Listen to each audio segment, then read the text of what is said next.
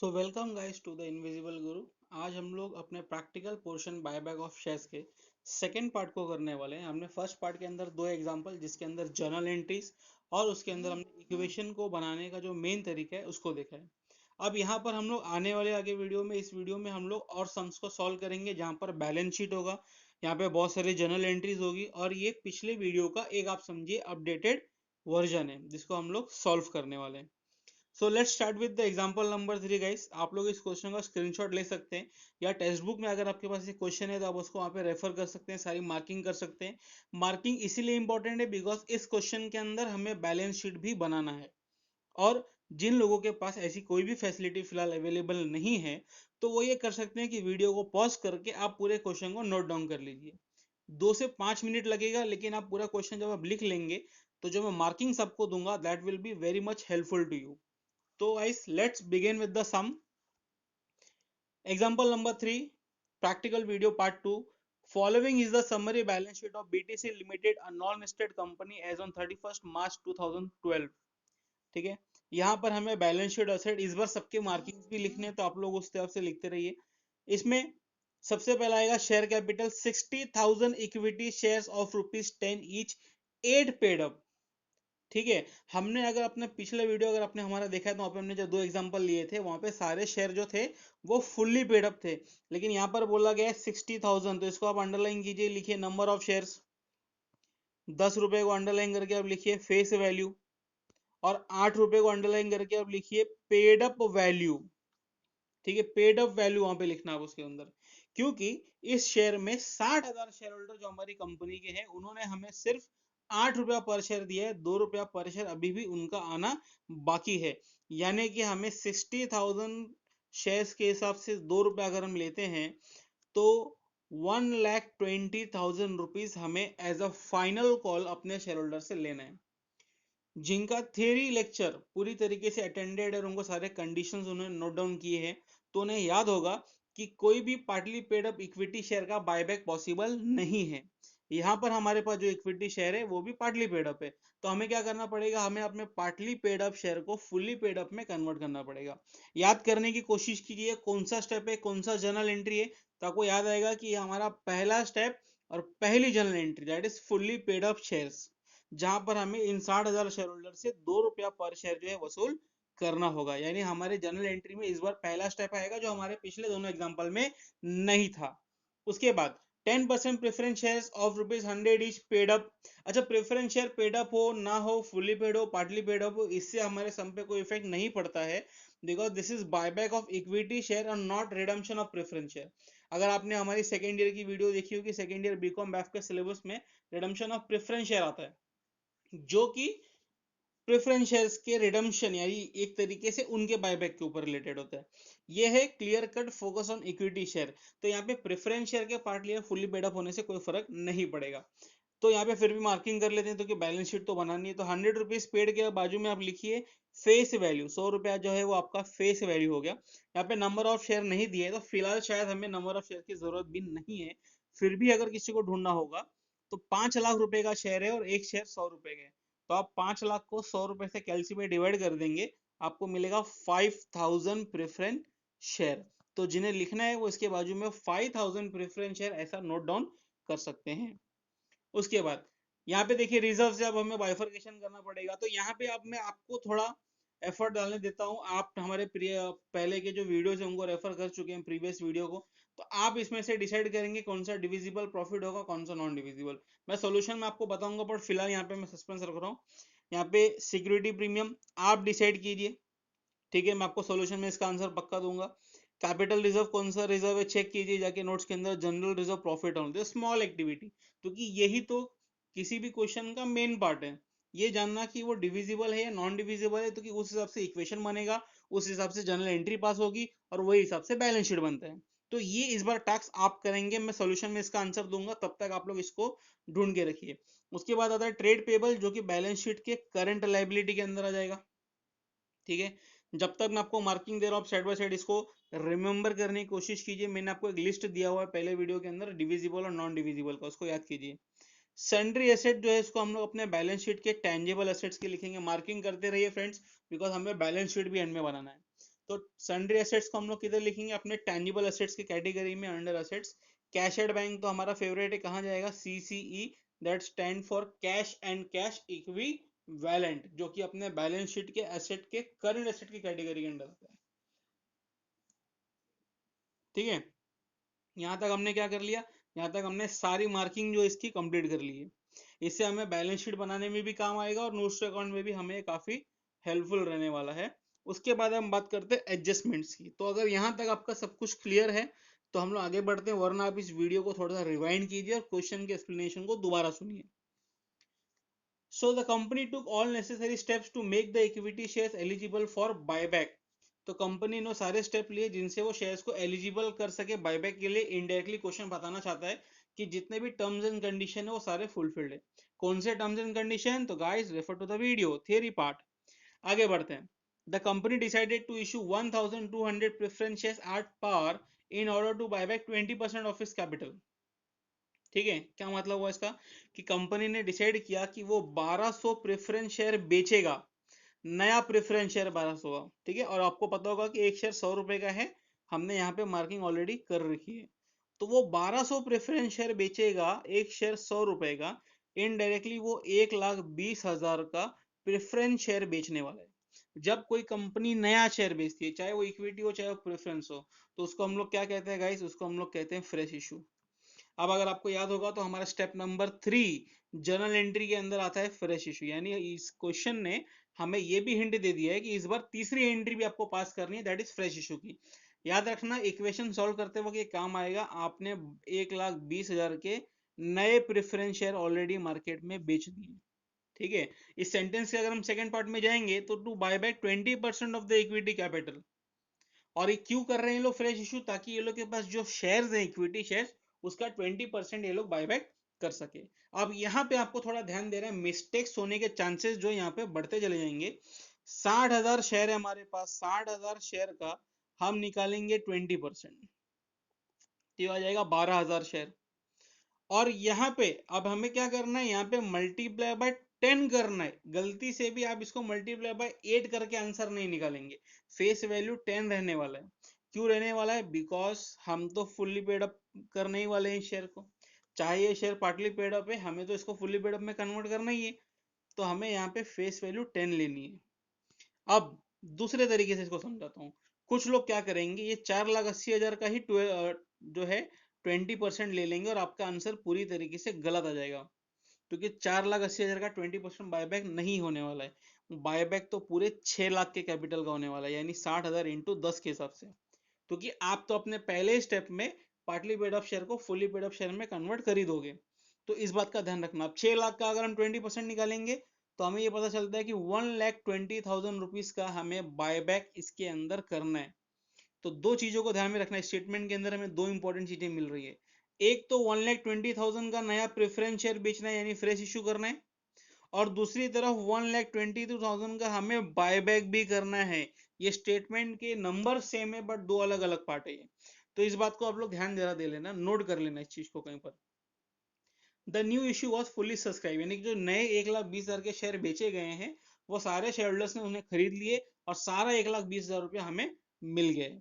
The company also issued 1,010% debenture of 100 is fully paid up.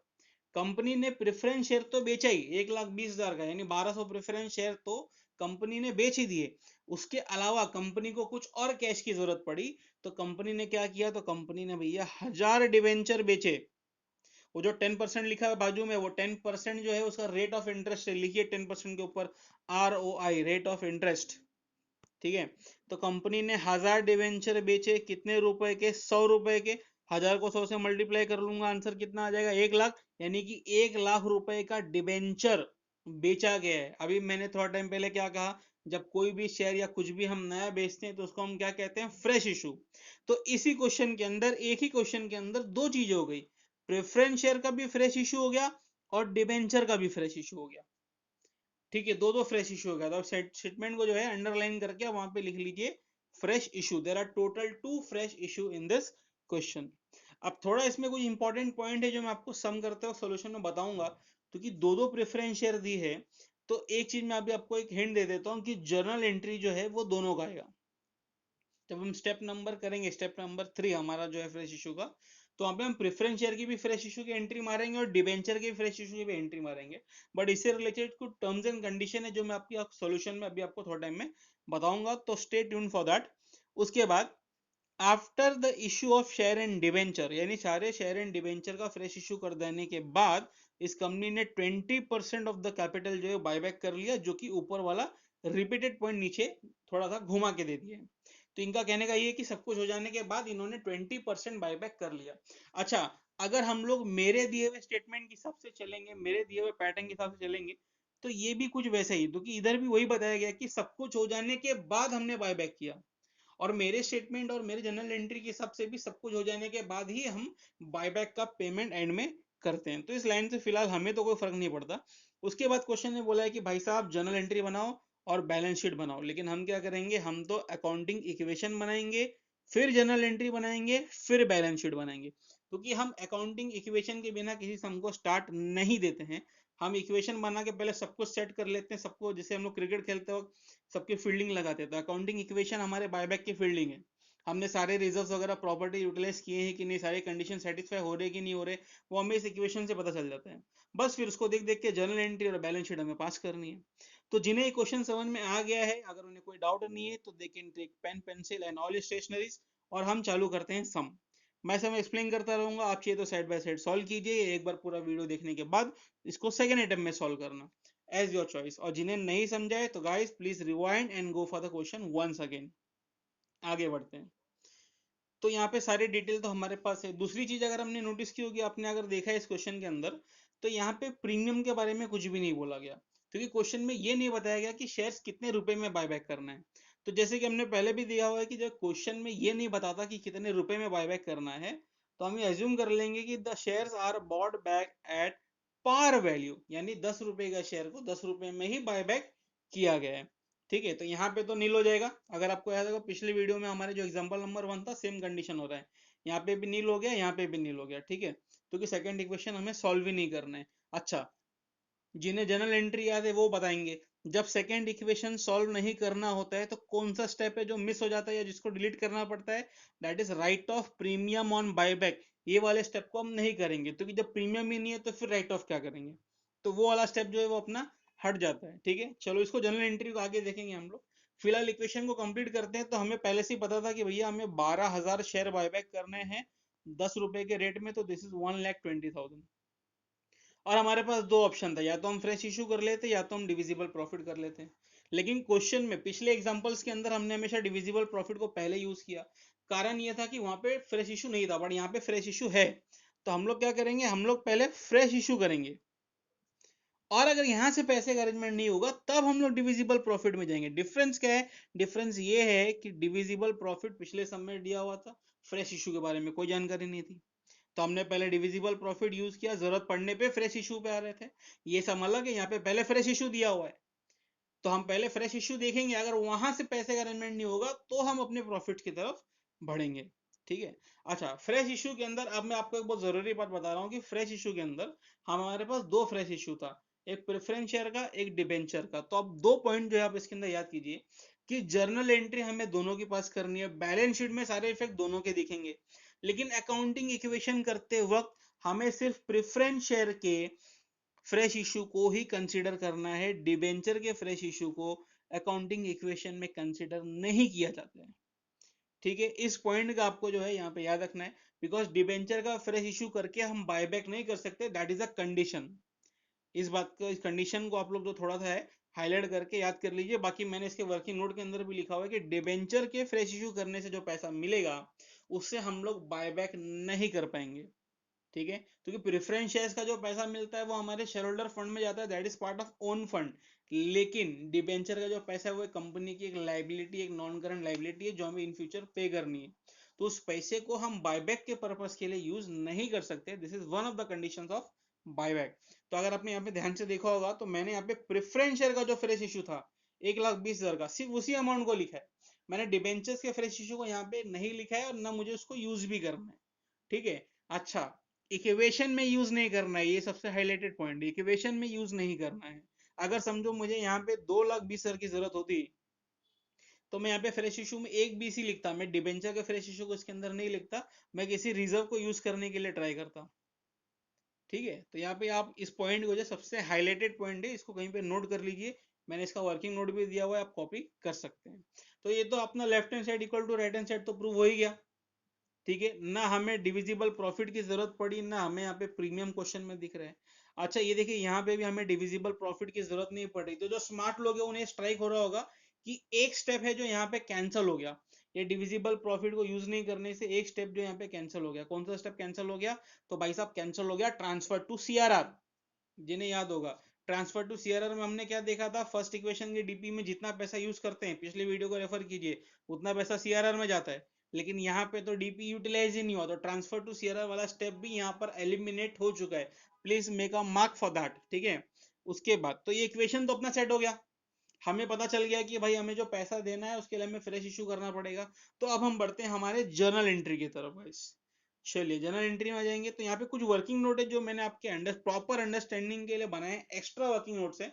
आप इसको note down जरूर करना। सबसे पहला तो यहाँ पे बताया गया है कि जो शेयर्स पार्टली पेड अप है, उनको फुली पेड अप करते हो कितने अमाउंट की जरूरत पड़ेगी। जैसे कि 60,000 शेयर है, सबसे ₹2 लेना है, तो हमारा जो टोटल अमाउंट है कितना हो जाएगा गाइस? हो जाएगा 1,20,000 रुपए। इतने का हमें फुली पेड अप की एंट्री करते हुए अमाउंट लगेगी। इस बात को समझ लेना, शेयर होल्डर्स में से 10 रुपए में से 8 रुपए उन्होंने दे दिए, उनका सिर्फ 2 रुपए बाकी था। तो सारे शेयर होल्डर का 2 रुपए के हिसाब से द अमाउंट विल बी 1,20,000। उसके बाद हम बात करते हैं फ्रेश इशू की, तो दो फ्रेश इशू था। 1200 डिबेंचर 100 रुपए का, सॉरी 1200 प्रेफरेंस शेयर 100 रुपए का 1,20,000 होता है, और 1000 डिबेंचर 100 रुपए का वो 1,00,000 रुपए होता है। तो the total fresh issue is 2,20,000। Balance sheet में आपको 2,20,000 का इफेक्ट दिखाना है, बस इक्वेशन में हमें 1,20,000 लेना था, प्रेफरेंस शेयर लेना था। ठीक है, और इसी से रिलेटेड मैंने यहाँ पे नोट भी दे दिया, fresh issue of debenture will not be utilised while solving the accounting equation. The journal entry of both the fresh issue shall be passed. Effect will be shown in the balance sheet. तो जो मैंने कहा वो repetitive यहाँ पे लिख दिया गया है, ताकि आप लोग इस पॉइंट को ना भूले आने वाले किसी भी सम के अंदर। और थोड़ा डिटेल में जाएंगे तो गाइस, अब आते हैं हम अपने जर्नल एंट्री की तरफ। ठीक है, तो जैसे मैंने बताया फुली पेड अप, तो फुली पेड अप के अंदर अभी देखिए आपको एंट्री वाली वीडियो को रेफर करना पड़ेगा। एंट्री को पहले रट्टा मारिए, फिर सम करने बैठिए, तो ही आपको कुछ समझ में आएगा। तो वहां पे हमने बात डिस्कस किया था कि हमारी दो जनरल एंट्रीज थी, equity share final call account debit to equity share capital, bank account debit to equity share final call. देखिए जब कोई प्रैक्टिकल लेक्चर होता है तो वहां पे एंट्रीज को डिटेल में एक्सप्लेन नहीं किया जाता है, क्योंकि एंट्रीज आपको ऑलरेडी सिखा दी गई है। तो अपने सभी न्यू मेंबर से मेरा रिक्वेस्ट है कि आप जाइए पहले एंट्री को सीखिए, उसके बाद सम करिए, वरना ये एंट्रीज आपको समझ में नहीं आएगी भाई कौन डेबिट है कौन क्रेडिट है क्यों क्या हो रहा है। ठीक है, तो थोड़ा उसको रेफर करना। तो equity share final call account debit to equity share capital हमारी फर्स्ट एंट्री पेड अप की, और दूसरी है bank to equity share final call. और वैसे भी ये एंट्री थोड़ी बहुत आपने देखी हुई है, 12 स्टैंडर्ड के जो बुक कीपिंग का सिलेबस था उसमें इश्यू ऑफ शेयर के अंदर ये वाला स्टेप हम लोग वैसे भी करते ही थे, first and final call second and final call के अंदर। तो ये वही एंट्री यहाँ पर आ गई है। और जो अमाउंट है वो तो 1,20,000 है, वो तो हमने प्रूवन है, हमने पहले ही जो है वर्किंग नोट नंबर 1 में देख लिया था कि 1,20,000 का फुली पेड अप का एंट्री होने वाला है। फुली पेड अप के बाद में आता है फोर फीचर, वो तो आने से रहा। तो कि फोर फीचर कब आता है? जब हमें कोई शेयर होल्डर हमारे पार्टली पेड अप का पैसा ना दे तो। बट इस क्वेश्चन में ऐसा कोई भी इंफॉर्मेशन या ऐसा कोई भी शेयर होल्डर नहीं है जिसने हमें पैसा नहीं दिया है। ठीक है, तो वो स्टेप तो आने से रहा। उसके बाद आता है फ्रेश इशू। तो यहाँ पे आप फ्रेश इशू की एंट्री को मिक्स कर सकते हैं, अलग अलग भी कर सकते हैं। जाहिर सी बात है जो इस वीडियो को देख रहे हैं तो शायद वो फर्स्ट टाइम इसको सीख रहे होंगे, इसके लिए मैंने उस पर्पज से यहाँ पे दो अलग अलग एंट्री पास की है। बट आने वाले कुछ वीडियोस के अंदर इस एंट्री को मैं मिक्स कर दूंगा। तो यहाँ पे हुआ क्या है, पहले प्रेफरेंस शेयर की बात करेंगे। तो bank account debit to preference share capital, पैसा आ रहा है, डेबिट द रिसीवर, बैंक हमारा पैसा रिसीव करेगा, तो बैंक अकाउंट डेबिट, नया शेयर इश्यू कर रहे हैं, लाइबिलिटी बढ़ रही है, तो प्रेफरेंस शेयर कैपिटल क्रेडिट। 1,20,000 का हमारा प्रेफरेंस शेयर, 1200 प्रेफरेंस शेयर 100 रुपए का हमने बेचा है। दूसरा जो फ्रेश इशू था उसको इसी के अंदर पास कर देंगे, वो था डिबेंचर का। तो यहाँ पे भी बस प्रेफरेंस शेयर को वर्ड को हटा के हमें डिबेंचर वर्ड लगाना, एंट्री वही रहेगी। Let's say this bank account debit, यहाँ पे था प्रेफरेंस शेयर, यहाँ पे आएगा टू 10% डिबेंचर। एक जो छोटा सा टाइपिंग एरर मेरी साइड से हुआ है कि यहाँ पे मैंने 1,20,000 लिख दिया, लेकिन जब आप सम करेंगे तो आप वहां पे प्लीज 1,00,000 रुपया ही लिखना, क्योंकि हमने 1,000 डिबेंचर बेचे थे 100 रुपए के। तो यहाँ पे आप थोड़ा सा एरर है उसको देख लीजिए। क्योंकि बैलेंस शीट में तो मैंने 1 लाख ही लिखा हुआ है, लेकिन यहाँ पे थोड़ा टाइपिंग एरर हो गया, तो that will B 1 lakh rupees. ठीक है, इस बात का थोड़ा सा नोट बना लेना आप लोग। फ्रेश इशू हो गया। फ्रेश इशू के बाद अगला स्टेप क्या होता है? Sale of investment, sale of asset. Question में हमारे पास असेट्स तो है, लेकिन कहीं पर भी एडजस्टमेंट में या नोट में उसको बेचने से रिलेटेड कोई जानकारी नहीं दी है। तो जब तक क्वेश्चन नहीं बोलेगा, जैसे मैंने अपनी पिछली वीडियो में कहा, हमें कोई भी चीज को बेचना नहीं है, तो सेल ऑफ असेट और ट्रांसफर, सेल ऑफ असेट्स तो स्टेप जो है वो तो कैंसिल हो गया। फिर आता है amount due to equity share holder, which is the compulsory step, by default step है, ये तो आता ही है हर बार। तो यहाँ पे आ गया, देखिए, equity share capital to equity share holder. Entry नहीं एक्सप्लेन कर रहा हूँ मैं आपको, एंट्री सिर्फ बता रहा हूँ, एक्सप्लेनेशन वीडियो में जाइए। और यहाँ पे अमाउंट आएगा 1,20,000 रुपया, ये जो हमारी एंट्री है। ठीक है, उसके बाद अमाउंट ड्यू के बाद में आता है right of premium on buyback और ट्रांसफर टू सीआरआर। तो जैसे मैंने बताया, ये दोनों स्टेप तो ऑलरेडी एलिमिनेट हो चुके हैं, क्योंकि हमारे पास प्रीमियम नहीं है तो हम राइट ऑफ क्या करेंगे। और फर्स्ट इक्वेशन में हमने डीपी यूज नहीं किया, तो हमें सीआरआर के भी एंट्री पास नहीं करना है। तो इससे हम पहुंच जाते हैं अपने अगले स्टेप में, that is payment to equity share holder, जो कि एक और डिफॉल्ट स्टेप है, कंपलसरी स्टेप है, ये आपको ऑलरेडी मैंने बताया हुआ है। तो इसकी एंट्री भी फिक्स होती है, जो कभी चेंज नहीं होती, that is equity share holder account debit to bank account 1,20,000। ठीक है, ये हो गया अपना पेमेंट टू इक्विटी शेयर वाला एंट्री। अब आगे डिस्कस करेंगे। तो आगे अगर आपको याद होगा तो आता था बोनस, लेकिन मुझे नहीं लगता क्वेश्चन में बोनस के रिलेटेड कोई भी जानकारी इसके अंदर दी गई है, तो हम बोनस वाले स्टेप को भी नहीं करेंगे। यहाँ पे आपकी जर्नल एंट्री होती है खत्म। आगे अगर हम बात करेंगे तो जर्नल एंट्री के अलावा अब आता है बैलेंस शीट। ठीक है, तो बैलेंस शीट को देख लेते हैं। ये देखिए हमारा बैलेंस शीट। ये बैलेंस शीट का वही फॉर्मेट है जो आपको इंट्रोडक्शन वीडियो के अंदर पूरा डिटेल में मैंने बताया था उस, लेकिन यहाँ पे बैलेंस शीट में सिर्फ उतने ही पॉइंट्स को कवर किया गया जिसके अंदर पोस्टिंग है। जैसे कि for an example, non current liability के अंदर अगर आपको याद होगा तो long term borrowing, other non current liability और लॉन्ग टर्म प्रोविजन हुआ करता था, पर यहाँ पे सिर्फ बोरोइंग लिखा गया। इनडायरेक्टली एक हेडिंग के अंदर जितने भी इसके सब पॉइंट्स थे, उनमें जिनमें जिनमें पोस्टिंग है, खाली उसी पॉइंट्स को कवर किया गया है, क्योंकि पूरी बैलेंस शीट बनाना कंपलसरी नहीं है। ठीक है, अब ये बैलेंस शीट हमने लिख दिया। इस बैलेंस शीट में हमें टोटल 4 कैलकुलेशन दिखाने, जहां जहां चेंजेस हुआ है उसका आप एक वर्किंग नोट दिखा देंगे, जिसका कोई चेंजेस नहीं है उसको आप डायरेक्टली लिखेंगे। कहाँ कहाँ चेंजेस होगा? 3 जगह तो मैंने आपको हमेशा बोला था, आपको वर्किंग नोट तो लिखना ही पड़ेगा। कौन सी 3 जगह? एक तो शेयर्स के अंदर, क्योंकि देखो नए शेयर्स आ रहे हैं, पुराने शेयर जा रहे हैं, तो काफी आवन जावन जो है इसके अंदर हो रहा है, तो एक तो शेयर का नोट तो बनेगा ही। फिर आप हर बात में रिजर्व यूज कर लेते हो, क्योंकि आप देखेंगे तो इक्वेशन के अंदर बार बार रिजर्व का ही नाम लिया जाता है, तो रिजर्व के लिए हमेशा एक नोट बनाना जरूरी हो जाता है। और तीसरा जो होता है वो कैश एंड कैश इक्विवेलेंट के लिए कंपलसरी होता है, क्योंकि पैसे का तो लेन देन हो रहा है इसके अंदर, फ्रेश इश्यू हो रहा है, नया शेयर आ रहा है, बहुत कुछ हो रहा है। तो यहाँ पे कैश एंड कैश इक्विवेलेंट का भी नोट बनना जरूरी होता है। किसी सम के अंदर देखिए 3 तो बनाना ही है, किसी किसी में 4 भी बन जाएगा, जैसे इस सम के अंदर लॉन्ग टर्म बोरोविंग भी आ गया। अब जिन्हें बैलेंस शीट याद है उन्हें पता होगा, लॉन्ग टर्म बोरोविंग में ज्यादा करके लोन्स या लॉन्ग टर्म लोन्स जैसे कि डिबेंचर और बॉन्ड्स को लिखा जाता है, और हमने हमारे इस सम के अंदर डिबेंचर का फ्रेश इशू किया 1 लाख रुपए का, इसीलिए यहाँ पे इसको मेंशन किया गया है। बाकी मैं इसको डिटेल में समझाता हूँ। तो फिलहाल हम ये 4 पॉइंट छोड़ देते हैं, क्योंकि इसका तो वर्किंग नोट बना हुआ है। जिनके नोट नहीं है मैं वो आपको बताता हूँ। अगर आपके पास सामने क्वेश्चन है तो आप देखिए, करंट लाइबिलिटी में trade payable as it is 3 lakh रुपए लिख दिया गया है। क्यों ऐसे कैसे? बिकॉज इसमें कोई चेंजेस ही नहीं है, क्वेश्चन ने इसके बारे में कुछ बताया ही नहीं है, तो 3 लाख वैसे का वैसे ही है, इसमें कोई चेंजेस नहीं किए गए। टेंजिबल एसेट, जो सन्ड्री एसेट था, देखिए वैसे का वैसे ही 12,20,000 रुपया वैसे का वैसे ही लिख दिया। No changes has been made for trade payable and tangible assets, क्योंकि उनमें कोई चेंजेस था ही नहीं, तो इनको तो वैसे का वैसे ही लिख दिया, और बाकी लोगों के लिए हमें नोट बनाना पड़ेगा। ठीक है, अब बैलेंस शीट आप ये कॉपी कर लो वीडियो को पॉज करके।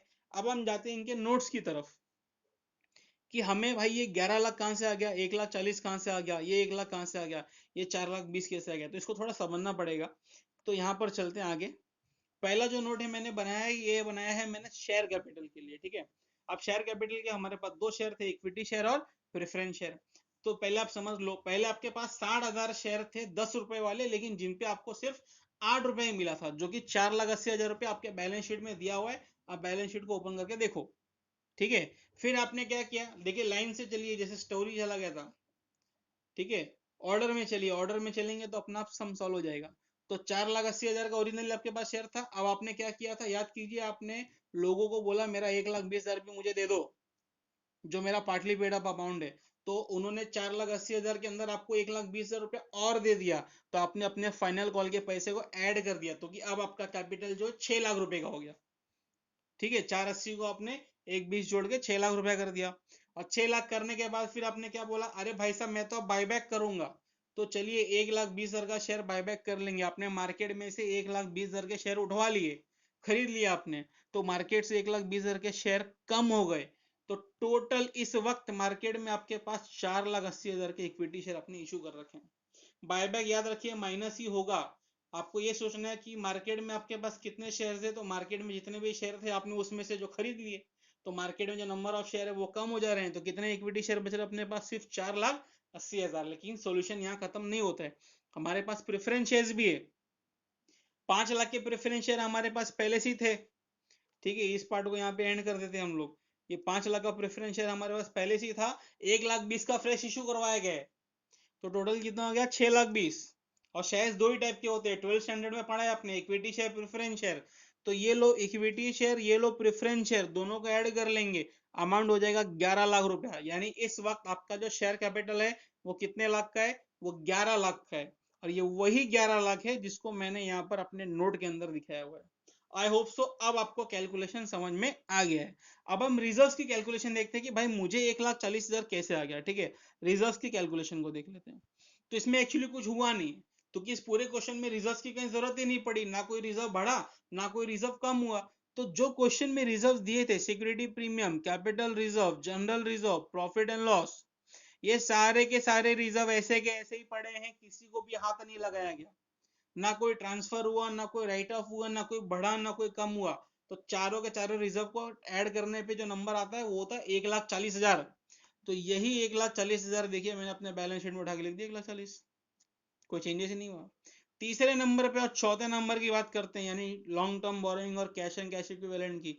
तो लॉन्ग टर्म बोरोइंग में आप हमेशा देखिए डिबेंचर, देखिए 1 लाख का डिबेंचर बेचा था, ये वो 1 लाख का डिबेंचर लिख दिया, fresh issue of 1,000, 10% debenture of 100 each, 1 lakh का डिबेंचर बेचा, बैलेंस शीट में ले जाके लॉन्ग टर्म बोरोइंग में लिख दिया इसको।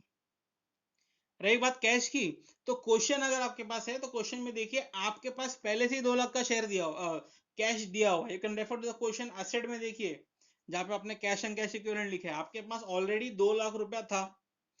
ठीक है, स्टेप में चलिए, जैसे जनरल एंट्री मारा है वही पैटर्न में जाइए, अपने आप आंसर आएगा। सबसे पहले आपने लोगों से फुल्ली पेड अप करवाया, 1,20,000 रुपया आपने लिए, कंपनी के एंगल से सोचो, आपने लोगों से 1,20,000 रुपया लिया। फिर आपने फ्रेश इशू किया, आपने डिबेंचर भी बेचा, आपने प्रेफरेंस शेयर भी बेचा, वहां से भी आपको पैसा मिला। तो ये देखो फ्रेश इशू का पैसा भी ऐड कर दिया, प्रेफरेंस शेयर का, डिबेंचर का पैसा भी हमने ऐड कर दिया, टोटल 2,20,000 का फ्रेश इशू करवाया हमने। उसके बाद आपने फाइनल कॉल भी करवाया, वो भी हमने ऐड कर दिया। तो आप क्या करेंगे, 2 लाख में इन दोनों नंबर को ऐड कर देंगे, क्योंकि इन दोनों ट्रांजेक्शन के अंदर आपके पास पैसा आ रहा है। Debit what comes in, debit the receive, और बैंक पैसा रिसीव कर रहा था यहाँ पर। और ये करने के बाद अगर आप आखिरी स्टेप में जाएंगे पेमेंट वाले में, तो वहां पे आपने पेमेंट किया है, पैसा गया है कंपनी के बाहर।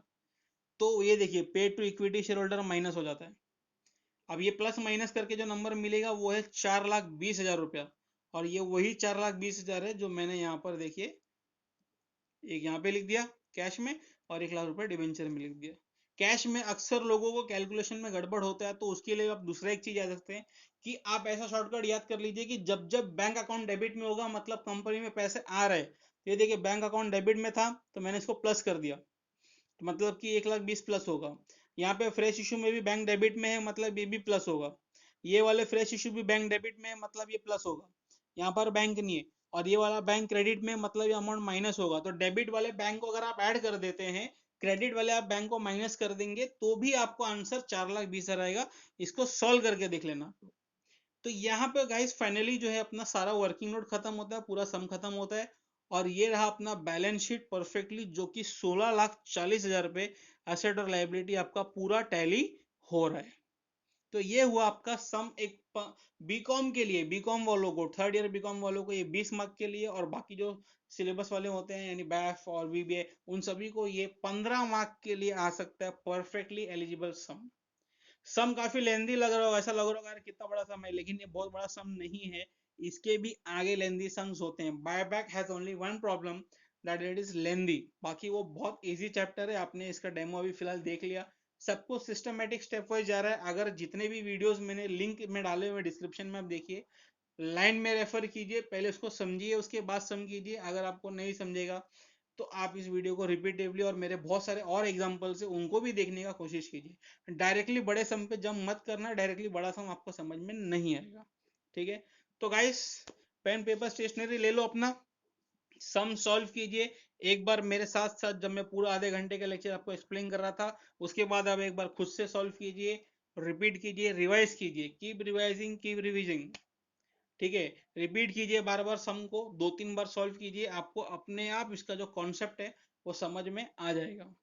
मैं इसके लिए और भी वीडियोस बनाने वाला हूँ, जहाँ पे मैं और भी सम्स को कवर करने की कोशिश करूंगा। एटलीस्ट मेरा टारगेट होगा कि मैं आपको हर एक वैरायटी का एक या दो सम, जैसे कि हमने पिछले एग्जांपल में देखा जर्नल एंट्री के दो सम किए, अब हम बैलेंस शीट वाले दो सम करेंगे। उसके बाद अगर आपको याद होगा तो मैंने आपको कंडीशन ऑफ बायबैक के दो टेबल सिखाए हुए हैं। ठीक है, उससे रिलेटेड भी दो सम हम इसके अंदर कवर करने की पूरी कोशिश करेंगे। तो आपका जो ओवरऑल सिलेबस है बायबैक का वो इसके अंदर कवर हो जाएगा। उसके बाद हम आपके बीकॉम और वेब के और भी सिलेबस को कवर करने के, और भी जो टॉपिक है, चैप्टर्स है, उसको भी जरूर जल्द से जल्द वीडियो में कवर करेंगे। So thank you guys for watching the video, and keep revising, keep practising. Bye bye.